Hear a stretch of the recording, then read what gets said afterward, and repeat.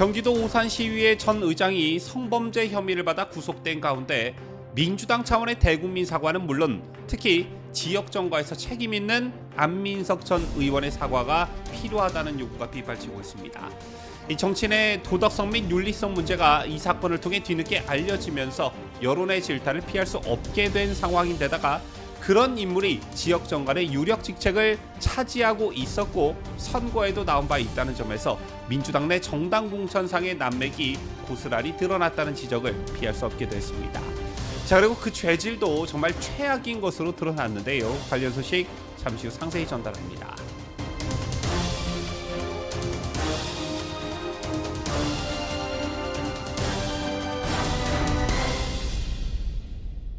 시청자 여러분 안녕하십니까? 뉴스데일리 베스트 민앵커입니다. 잊혀질만 하면 또 등장하고 잊혀질만 하면 다시 등장하는 게 바로 민주당 소속 정치인들의 성폭행, 성추행 논란입니다. 최근 뒤늦게 알려진 민주당 소속 지역 정치인의 추태가 그야말로 충격을 주고 있지요. 전 오산시 의회 의장이자 오산시장 후보였던 장인수가 바로 그 주인공입니다. 도저히 일반인의 시각으로서는 상식적인 시각으로서는 납득할래야 납득할 수 없는 그런 사건이 벌어진 것인데 장인수는 지난 1월 7일 오전 4시쯤 경기 평택시 소재 모텔에서 홀로 투숙해 있던 여성 B씨의 방에 침입해 신체 주요 부위를 만지는 등 유사 성행위를 한 혐의로 올 6월 구속 기소됐습니다. 좀 더 자세히 설명을 해드리자면 장인수는 지난 2024년 1월 7일 새벽 4시경 경기도 평택시 모텔 프런트에서 아르바이트로 근무하던 중 술을 마시고 새벽에 투숙한 피해자 B씨의 신체 주요 부위에 손을 넣어 유사준 강간을 한 혐의로 구속됐습니다. 사건이 있던 당시에는 불구속 수사로 진행이 되었으나 피해자 B씨의 신체 주요 부위에서 장인수의 DNA가 검출됨에 따라 지난 6월 구속 기소가 되었는데요. 해당 모텔은 복도에 모션 감지형 CCTV가 설치되어 있어서 피의자 장인수가 객실에 들어갔으면 CCTV에 찍혔을 것이라고 주장했지만 해당 객실은 CCTV 사각지대에 있었기 때문에 객실로 들어가는 장면이 전무한 상황이었습니다. 하지만 피해자 B씨의 몸에서 DNA가 검출되면서 결정적 증거가 된 것인데요. 자, 그럼에도 장 씨는 변명으로 일관했습니다. DNA가 나왔음에도 장 씨는 피해자의 몸에서 DNA가 검출된 이유는 사건이 일어난 이후에 복도를 지나다가 객실 문이 열려 있어서 객실을 살피러 들어가 보니까 피해자 B씨가 피의자 장인수를 방에 끌어들여 실랑이를 벌이는 과정에서 피해자의 손이 얼굴 또는 입안으로 들어가 피가 났고 피해자가 스스로 물이나 타올로 닦으면서 DNA가 나올 수도 있었다라는 그런 변명을 늘어났습니다. 자기가 피의자가 아니라 피해자라는 주장을 펼친 것인데요. 이 같은 소식이 알려지자 민주당 경기도당은 지난 18일 장인수를 제명했습니다. 자, 그런데 이게 제명만 하고 끝날 일이냐라는 것입니다. 현재 오산시 정가는 이 사건 때문에 그야말로 난리가 났다고 하는데요. 자, 국민의힘의 박재순 경기도당 수석대변인과 이상복 조미선 오산시 의회 의원은 경기도의회 브리핑룸에서 오늘 기자회견을 열고 공천권자였던 안민석 전 민주당 의원 등은 경기도민과 오산시민에게 진심으로 사죄해야 한다라고 했습니다.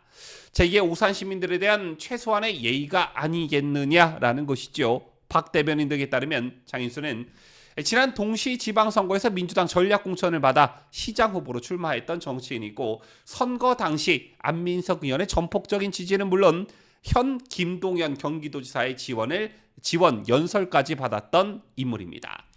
또 시의회 의장 출신이기도 한 장인수는 제8대 오산시 의회 전반기와 후반기 의장을 모두 독식했고 더욱이 장인수는 해당 사건이 발생한 지 3개월 후였던 지난 4월 22대 총선 당시에도 차지호 국회의원 후보의 지지 선언에 나서는 등 왕성하게 정치 활동을 이어갔다는 겁니다. 자, 이런 어마어마한 범죄를 저지르고도 사건 발생 3개월이 지난 시점에 정치적으로 왕성한 활동을 했다는 것은 이걸 무마할 수 있다는 나름의 오만함이 있었던 것으로 보여집니다. 어쨌든 사태가 이 지경이 됐으면 해당 정치인을 단독 의장 후보로서 추천하고 또 시장 후보로 내세웠던 오산민주당은 시민들에게 사과를 해야 마땅함에도 불구하고 침묵으로 일관하고 있다는 게 이들의 지적인 것이고요. 더군다나 보좌관 출신이었던 A씨를 시의원에 공천했던 안민석의 경우에는 더욱더 큰 책임을 지고 사과에 나서야 한다는 것입니다. 제명 처리 조치했으니 이제 이 사람은 민주당 사람이 아니다 라면서 버티고 있을 일이 아니라는 것이지요. 자, 성범죄와 민주당과 성범죄 참 이상하리만큼 논란이 끊이질 않고 있습니다. 박원순, 오거돈, 안희정 3인방 문제까지 갈 것도 없이 올해만 해도 이런 불미스러운 사건들이 여럿 있었습니다. 동료 여성 시의원 2명을 성추행한 혐의를 받는 더불어민주당 소속 박모 부천시 의원의 경우 당내 징계 절차가 시작되자 탈당한 바 있고요. 비슷한 시기 민주당 소속 세종시 의회 의장은 동료 성추행 혐의로 기소돼 의장직을 상실했습니다. 뿐만 아니라 서울시 의회에서 민주당 원내대표를 지낸 정모 시의원도 사생활 문제로 당에서 제명 처분을 받은 바 있죠.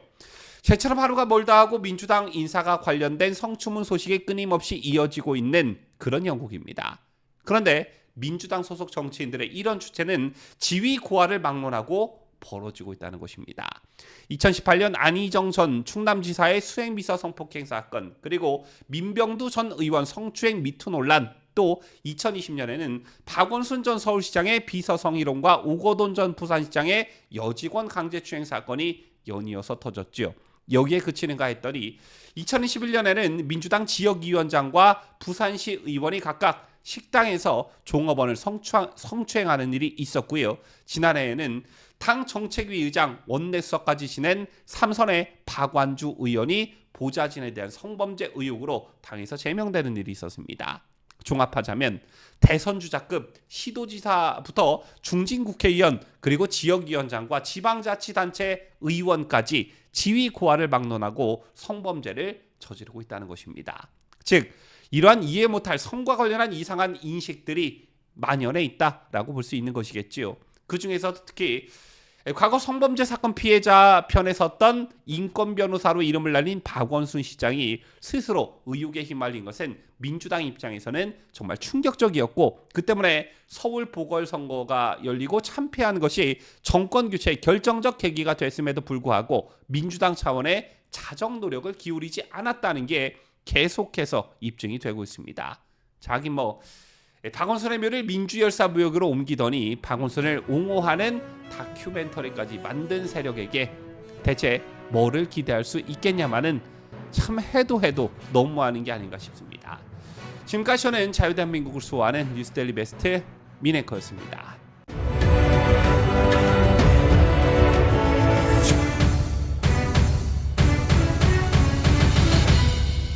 함께해요. 뉴스데일리 베스트.